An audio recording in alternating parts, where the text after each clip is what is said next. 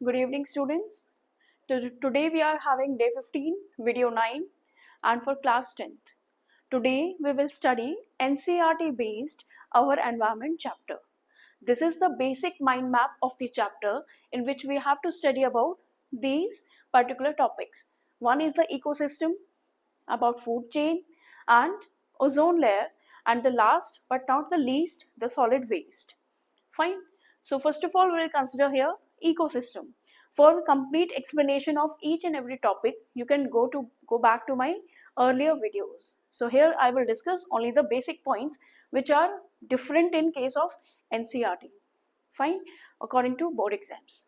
So ecosystem is that favorite place in your surrounding.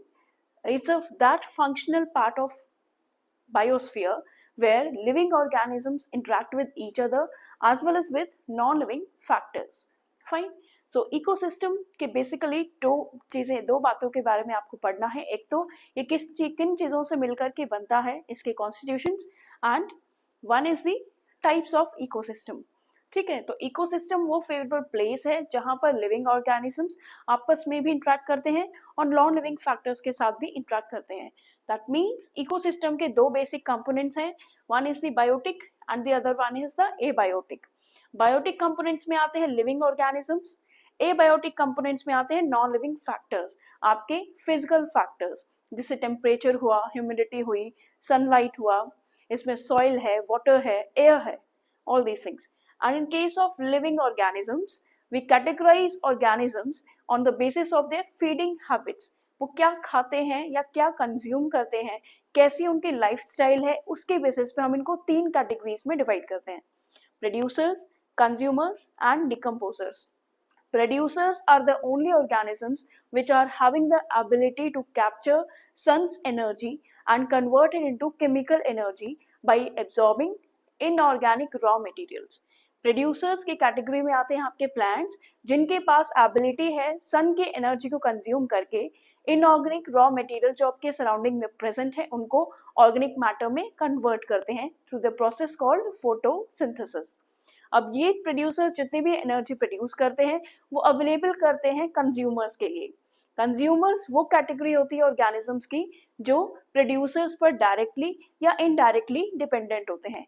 जो directly dependent होंगे वो primary consumers, जो indirectly dependent होंगे वो होते हैं सेकेंडरी कंज्यूमर्स या टर्शरी कंज्यूमर्स. फाइन. तीसरी जो कैटेगरी है यहाँ पे डिकम्पोजर्स की है. प्रोड्यूसर्स हो चाहे कंज्यूमर्स हो, इनके मरने के बाद इनके ऑर्गेनिक मैटर को डिकम्पोज करके सॉइल को वापस उनके इनऑर्गेनिक रॉ मटेरियल पहुंचाना काम होता है डिकम्पोजर्स का. इसमें आते हैं माइक्रो ऑर्गेनिजम्स और आपके स्कैवेंजर्स, आपकी बर्ड्स हैं जो एनवायरनमेंट को क्लीन करने में आपकी हेल्प करते हैं. डिकम्पोजर्स ऐसे ऑर्गेनिजम्स हैं जिनका काम है किसी भी ऑर्गेनिक मैटर को डिग्रेड करते हुए उसके इनऑर्गेनिक न्यूट्रिएंट्स को सॉइल में मिक्स कर देना ताकि वो वहाँ अपनी सॉइल फर्टिलिटी को मेंटेन कर सके. डिकम्पोजर्स का सबसे प्राइमरी रोल होता है न्यूट्रिएंट साइक्लिंग का. ठीक है, इसमें माइक्रो ऑर्गेनिजम्स भी आते हैं और आपकी बर्ड्स भी आती हैं, जैसे हॉक है, ईगल है, ये सभी आते हैं. ठीक है, तो ये तो हो गई बात कंपोनेंट्स की. Component of ecosystem, these are of mainly 2 types. One is the biotic component and the other is the abiotic component. Biotic component को हम उनकी लाइफस्टाइल के बेसिस पे 3 में डिवाइड करते हैं: प्रोड्यूसर्स, कंज्यूमर्स एंड डिकम्पोजर्स. और नॉन लिविंग फैक्टर्स जो हैं वो आपके फिजिकल फैक्टर्स हैं. ठीक है, नेक्स्ट थिंग, इकोसिस्टम के टाइप्स. ये कितने टाइप का हो सकता है? नेचुरल एंड आर्टिफिशियल, ये 2 टाइप्स का हो सकता है. नेचुरल जो नेचर द्वारा डेवलप हो जाता है अपने आप, जैसे बहुत से फॉरेस्ट हैं, ग्रासलैंड्स हैं, पॉन्ड है जो अपने आप डेवलप हो जाएं, वो फंक्शनल इकोसिस्टम्स होते हैं. ठीक है. आर्टिफिशियल जिसको हम बनाते हैं, हमने बनाया जिस इकोसिस्टम को, जैसे हम घर में गार्डन बनाते हैं, हम खेत डेवलप करते हैं, क्रॉप फील्ड्स होती हैं. Another example is the aquarium. Aquarium जिसे हम डेवलप करते हैं, जिसमें हम फिशेस को रखते हैं ग्लास ऑफ वाटर, ग्लास में जिसमें वाटर फिल कर देते हैं और अपनी मछलियों को छोड़ देते हैं. That is artificial ecosystem. ठीक है. अब आर्टिफिशियल इकोसिस्टम की एक डिसएडवांटेज है कि वहां पर किसी भी ऑर्गेनिज्म को, मीन्स दोबारा वहां पे कोई भी डेड ऑर्गेनिक मैटर अगर आपको मिलता है तो उसको क्लीन करने के लिए दे नीड माइक्रो ऑर्गेनिजम्स.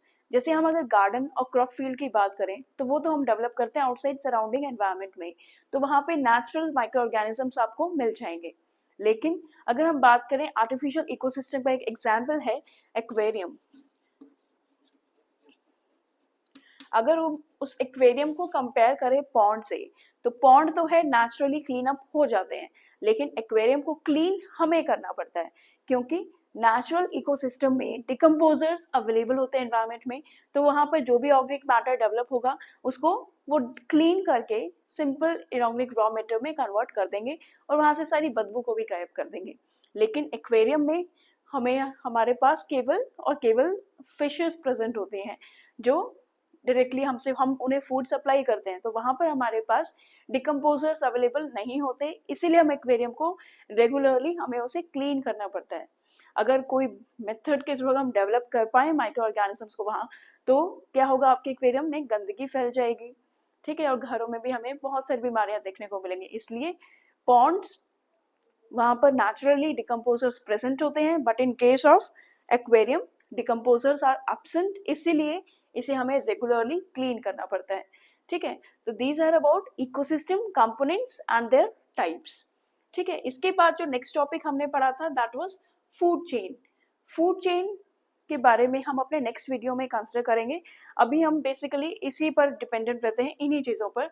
तो एनसीईआरटी बेस्ड अगर हम कर रहे हैं तो आपको बहुत जरूरी है कि इकोसिस्टम का मेन स्ट्रक्चर आपको याद हो। मेन स्ट्रक्चर में उसके दो चीजें आती हैं, one is the component, the other one is the types. तो कंपोनेंट्स में बायोटिक एंड एबायोटिक कंपोनेंट, और तीसरा जो है यहाँ पे टाइप्स है नेचुरल एंड आर्टिफिशियल। अगर आपको इनको ब्रीफ में बहुत ही ज्यादा एक्सप्लेनेशन के साथ इनको अगर आपको पढ़ना है तो इन सारे टॉपिक्स को आप पढ़ सकते हैं मेरी पुरानी वीडियोस में। इससे अर्लियर जो मैंने बना रखी है वीडियोस इस चैप्टर की, उसमें आप पढ़िए। यहाँ पर मैं केवल आपको एनसीईआरटी बेस्ड जो चीजें आपकी इंक्लूडेड हैं आपकी एनसीईआरटी में, उन्हीं को कंसिडर करेंगे। ठीक है, थैंक यू।